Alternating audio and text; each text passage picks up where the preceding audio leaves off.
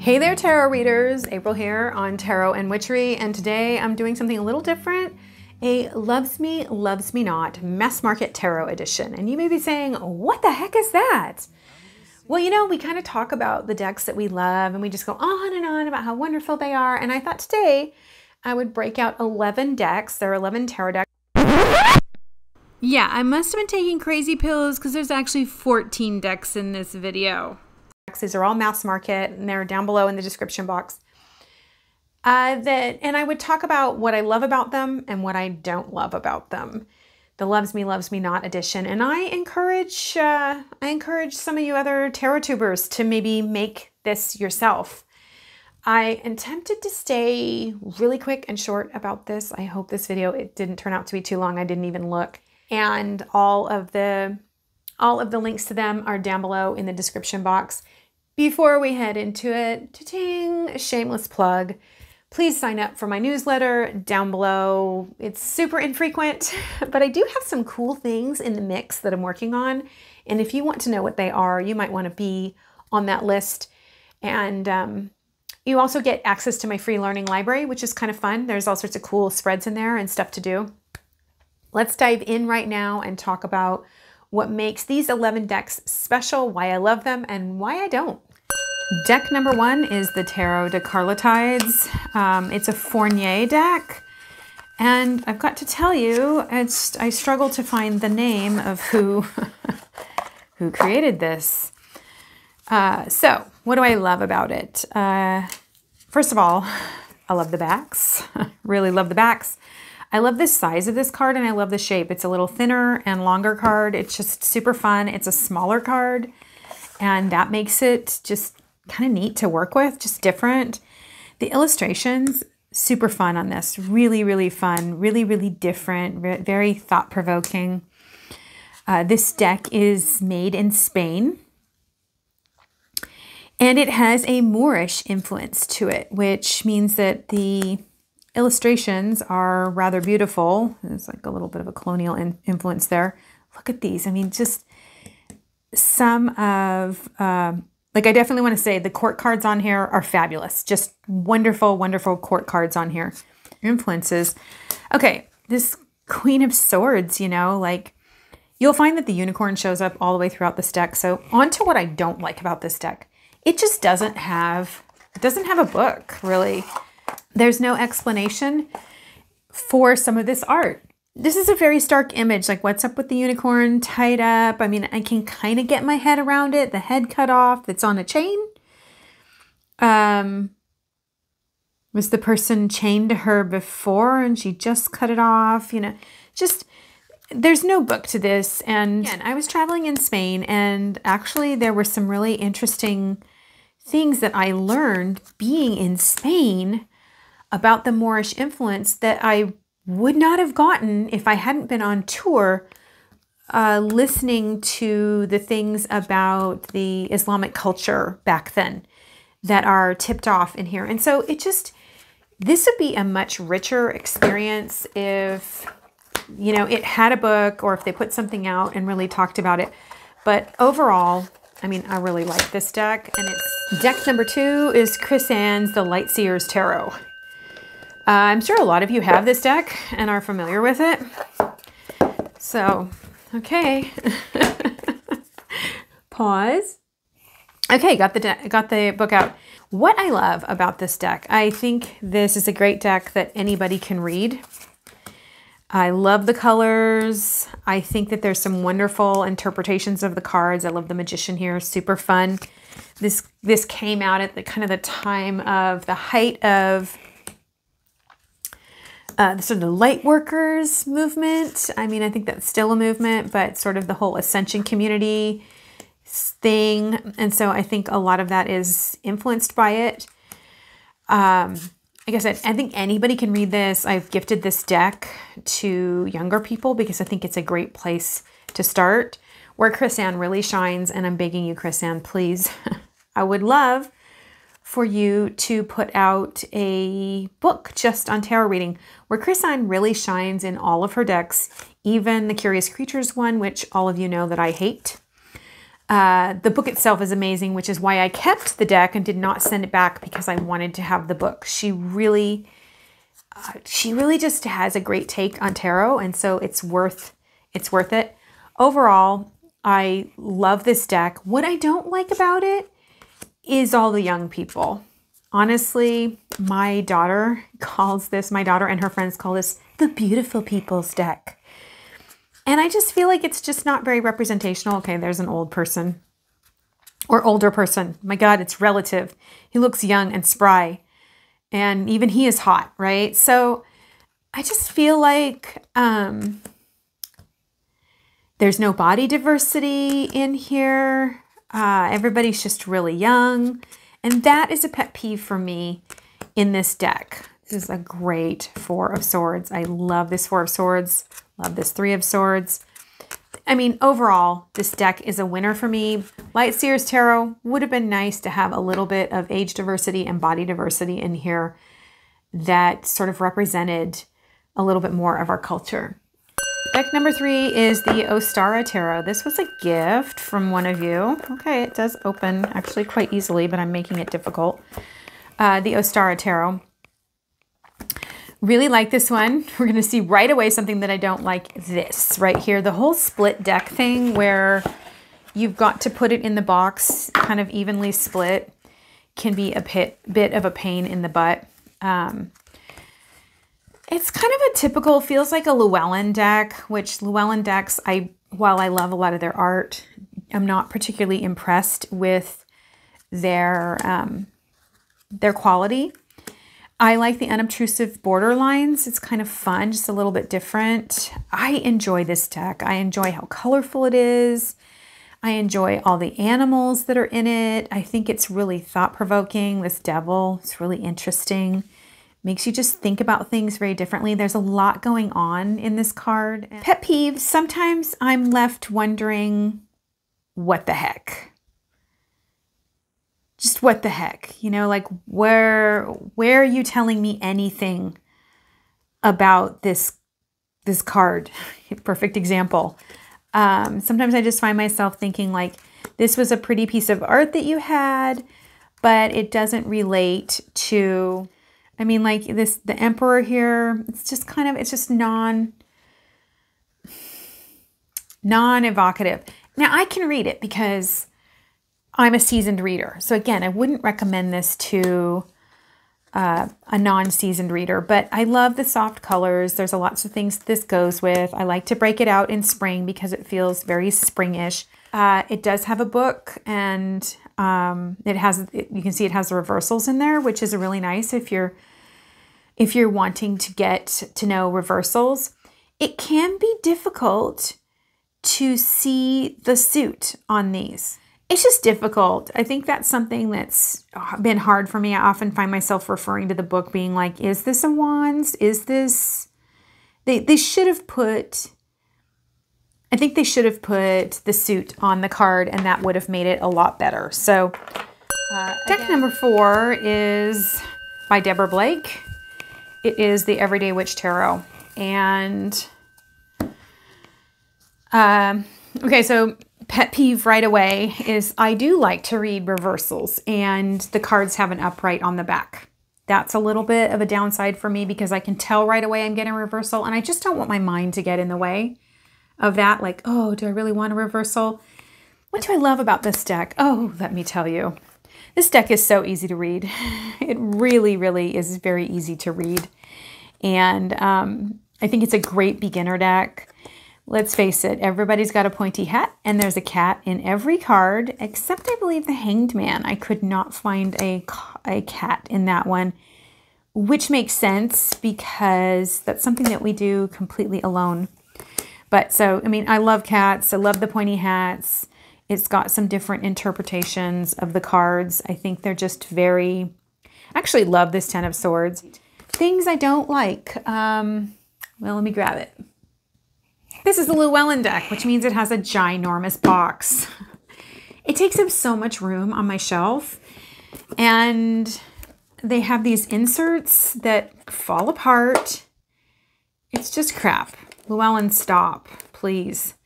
I'd love to publish a deck, but I don't know that I would ever do it through Llewellyn because they would make me do this. I know they want to shake up more shelf space, but it's a waste of natural resources. It's a waste of space in my room.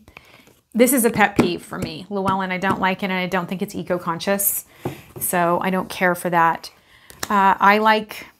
I pretty much like this deck and the way it reads. I super recommend this as a beginner's deck. And number 5 is the Magic Seer Tarot. Have you ever had one of those moments where you go to open a tuck box and it's not opening and you freak out? Yeah, this is one of those moments. It's borderless. You can get this in borders. For those of you who like borders, I do not like borders, but I can get it in borderless. What I love about this is the super bright colors. I think it's fun to have this deck at different times of the year, especially in the summertime when we have these bright yellows. Nothing that stands out, but a good old Rider-Waite deck really comes through. You know, what don't I like about the original Rider-Waite deck? Well, we all know it's not very inclusive. It's kind of old-fashioned. What I don't like about this deck in particular is how slippery it is. This deck is insanely slippery. Next up on the list is the Hush Tarot by Jeremy Hush. There's the Fool, the Stoat. This is an animal deck. Again, I love the unobtrusive borders on here and the way that they come together. The art style on this is just fabulous. It kind of celebrates nature and its wildness, its dangerousness, its harshness. There are animals and snares in here. There are, some of the images are a little bit more disturbing on it. And I like that because it challenges me. It kind of breaks me out of the same old, same old. But it's different. It's a wonderful fall deck or spring deck, kind of those equinoxy sort of times. What I don't like about this deck is that sometimes I just feel like Jeremy had this piece of art and he assigned it to, like, here's the 3 of Cups. Why? I mean, what is going on here? There's a goat that's on a merry-go-round and she's riding him naked, and there's a rabbit. No, it just, you know, like some of these cards really, really miss the mark. They do not make sense. This is absolutely not a beginner's deck. I would never learn tarot with this ever. I would never recommend somebody learning tarot pick up this deck. I think this is his art and he chose to put numbers on it, and that is where it really falls short for me, and it's fallen short for other people. This to me is a novelty deck. It is not a deck that I reach for often. It's a deck that I reach for when I want to kind of jerk my consciousness into something new or different. Next up on the mass market list is the Chrysalis Tarot by Holly Sierra, written by Tony Brooks. Okay, so this tarot is really unique. I love the backs, love the backs. Let's love the backs, love the size of the deck, the feel of the deck. It's a little bit wider. This deck is so different. The imagery on it is wild. It's from all sorts of cultures, which is really strange. You know, here you have this Pan figure. And then right next to it, you've got Kali as the tower. And I love this idea of Kali as the tower. Destructor Creatrix, you know, here bringing in her hand to take out what no longer serves. It's very vivid. Love the colors. Some of them are so wonderful. What sets this apart is the book. You got to get the book if you're going to get this. You want to buy the box set. This isn't really Rider-Waite inspired. It's very super loosely Rider-Waite inspired. So I would not say this is a great beginner's tarot deck because of that. If you're looking to jump into the Rider-Waite system, I think this is where it falls short because it's just so very different. One thing I will say about this deck is I never pick this deck up unless I want a hard, straight to me answer. Every time I've read with it, and it seems so friendly and sweet. It looks really bubbly and it's so bright and colorful. Look at the shiny sun. But I've never picked up this deck when it hasn't slain me. And for that reason, it kind of is a love-hate relationship. That's the loves me not part of this. Is I just, you know, I have to be really up for a good, harsh spanking. It does, like, all the suits are different, so that's kind of a loves me not. They don't necessarily make sense to me because I don't read with this all the time, so I have to have the book, so that's a loves me not. But otherwise, this again shakes my consciousness up, and I like it. Next on the list is a deck that is an all-time favorite for me. It's Kathy McClellan's The Star Tarot. What I love about this deck, I love the backs. I think the backs are really, really lovely. What I love about this deck is just how vibrant it is. There is so much going on in all of the cards. I find all sorts of new things and new ways to look at the tarot. When I look at this, I think about it. There's a lot of symbolism that I'm really familiar with. The labyrinth on there. There's just, the court cards on here are so good. So good. The book is amazing, amazing book, which unfortunately it's inside because this normally lives inside with me, so I don't have it here, but the book is amazing. She goes into all the symbolism on the cards, so you're not left wondering about that. And she really talks about the influence of this card in your life. What I like and don't like, again, love-hate on this, is that this is a combination Rider-Waite and Thoth deck. And so you will find those Thoth, Toth influences throughout, which is great because it pushes me to learn more in that direction. But at the same time, sometimes I just don't feel like I want to do that. I feel like this is too much. It's overwhelming. There's actually too much going on in the card. There's too much symbolism, and I feel like I go on overload because of it. Again, here we go. Big, giant box, and I don't like it. I don't keep it in it. These stupid things. My collection. Look at this gilding too. Like, the gilding is starting to wear off on it. Doesn't hurt my hands, but I have heard people complain that it does. All right, next mass market is one that probably most of you are not familiar with. And apparently there's something sticky on there. Okay. Tarot of the Holy Light. And I'm going to let you know that I always say it's by Christine Payne Towler, but it's actually by Michael Dowers as well. This deck will blow your mind. This is such a fun deck. I spent 2 years in this deck. It's kind of big, like an oracle. So it's a little difficult to shuffle, and some of you might not. That might be a loves me not for you. But you want the bigger cards because there is so much going on in this deck. More Golden Dawn inspired, more high magical arts inspired. If you are into alchemy, you would love this deck. It's definitely. So it's a little pippy. I kind of hate that about it and love that about it. If you have, oh my gosh, Jodorowsky's book, then you might really enjoy reading some of Jodorowsky's talks about the pip cards for the Messiah to really get into some of these images a little bit more. She's got things like that eye in the middle. You also get like on here you can see she's got, it's 21 to 30 degrees and ruled by, is that Venus? I'm so bad on my astrological signs. So if you're into the Dakins, then you're going to be like, oh, this is really cool if you're studying with the Dakins. But what I love and hate about this deck, first of all, I wish they didn't have these borders on here. I've thought about trimming it. I don't think it would matter if I trimmed it. I've thought about trimming off the sides and the top and leaving the bottoms. I don't like the borders. I think it detracts from the overall pictures, but I do have to tell you, when I have multiple of these on a table, I'm actually grateful for them because it is rather intense. Love and hate the fact that you have to have the book. You absolutely have to have the book, and it's a monster of a book. And I love how much symbolism there is in here, and I hate it because you start reading that book and she'll just make this passive comment about a concept that's huge, like in one sentence, and you'll be like, wow, she's making reference to this concept that I'm supposed to know and I don't.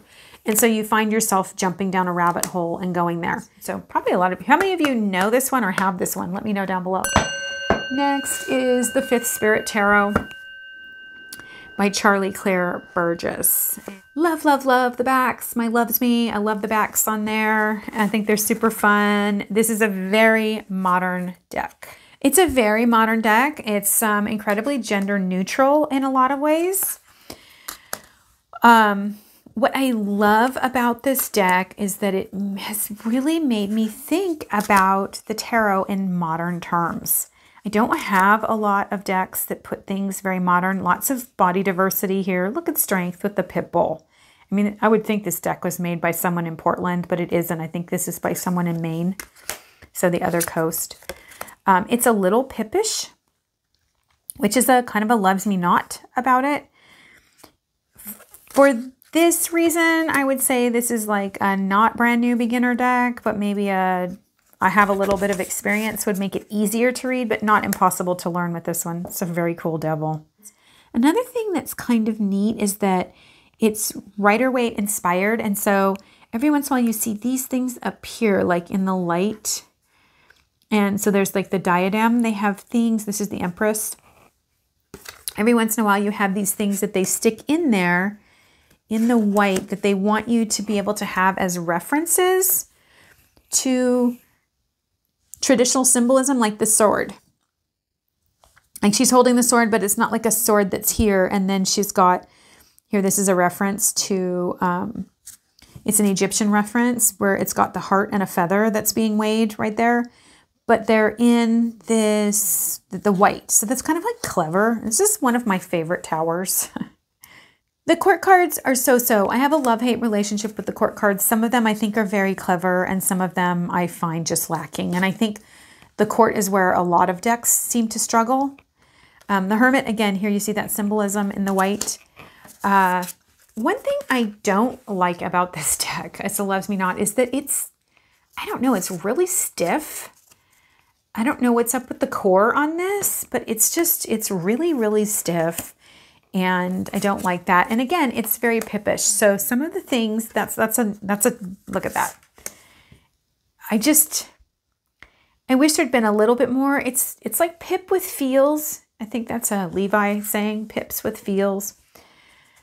Just not quite enough. I mean, here we go into another one. But you know, here, look how pippish it is. However, I will say it does a good job by having a really nice book. Okay, next up on my list is The Transient Light Tarot by Ari Wisner. I always struggle with this one. I ordered this tarot, unsure about what I would think about it, honestly. It was coming out. It is super pippish. So that's a hate. Even the court cards are very pippish. But if this was my first deck, okay, so this is the first real minimalist deck that I've ever had. And I went ahead and I took this with me to Lake Tahoe and get into it more. I opened up the book and I read, and even the, like, let's see, let's get to, here we go. Like, look at this. This is the Hierophant, the Proclaimer. If you love minimalist, then you'll love it. Like, loves me not about it. But I also like it because, again, sometimes just the simplicity of drawing the cards out, because I know the tarot really well and I don't need a lot of symbolism, I can just read the words and get by. I just have the simplicity of what Ari has given me, and I use what's in the card and I just sit with that and I let myself be that simple about it. Sometimes I need to be a little bit more simple. Yeah, look at this Apprentice of Swords with the sword going through the books, like that study. Smashing it, kind of diving into it, making it happen. The book is good. The book, and this is really cool right here, you guys. Love this about this, that there's kind of like this simple poetry on the side of the major arcana. Okay, let's just read this one. The Sun. You've climbed the tallest mountain. Beads of sweat suddenly evaporate as you reach the peak and bask in the sunlight. In this moment of solarified majesty, the magical orchestra of the forest below delights and sings out.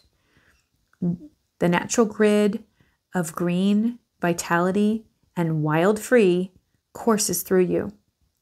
Glance back down with purified happiness at all that you've created. Last but not least, now I apologize. I don't have the mass market version of this, but it does exist. The Unfolding Path. And so let's talk about that. That's a hate right there. Not a hate or a loves me not immediately, is that I ordered this and I paid a pretty penny for this. This is the dumbest box I've ever seen in my life. Why she decided to do this, I cannot tell you. Okay, so like no sooner had I received this than it came out mass market. So I felt like she even had a deal by the time she finished up the Kickstarter on this one, and I felt betrayed by that. And it's a little, makes me a little sour. I accidentally got my deck wet. But I love the backs. I think they're beautiful. You can see I'm a little bowed after getting wet like that. I love the backs. I really enjoy the fact that it has white borders. It's a lot of fun. It's got a lot of sort of gender neutralness to it. It's very flowy, very vibrant, very expressive. I think there's some racial and cultural diversity in here, which is, you know, beautiful. This is one of the hardest cards in the tarot, I think, to do. I don't even know what I would do to improve on it, but I feel as though for the Eight of Wands, she did a good job of conveying a little something more in it. The joy in his face, the momentum that he's experiencing as he rides through. It's very vivacious, difficult card to do. I challenge every creator to do something new and different with this card because it is just so hard. Some of the court cards I don't particularly care for because I don't feel like they're very emotive. But some of the court cards I just do not like. Very culturally diverse here. But again, I would love to see just a few more older people. Yeah, we need a little bit more of the gray-haired saints in here. And not just on things like the Hermit. I just felt really, really betrayed that immediately this was available on mass market and for a lot less than I paid for. And I feel like if you're going to charge a premium, you darn well better give everybody some time to enjoy this as a Kickstarter and only before you mass market sell it. Let me know some of your loves me and loves me nots that you have for your decks. I'm sure that there are so many different opinions out there. Again, most of these decks, I just love them. But the truth is, I don't think that any of us absolutely love every aspect of any deck. If somebody out there absolutely loves some deck, like without reservation, let me know down below because I have yet to actually, sorry, I just was like, do I have my mic on still? I have yet to find a deck that I can say that for. So yes, please let me know down below the decks that you love and love not. And if you have the perfect deck, please do share. Until we meet again, may you have the courage to accept the things that you don't like about your decks and continue to enjoy the aspects that you do. Like a bird on a tree, I'm just sitting here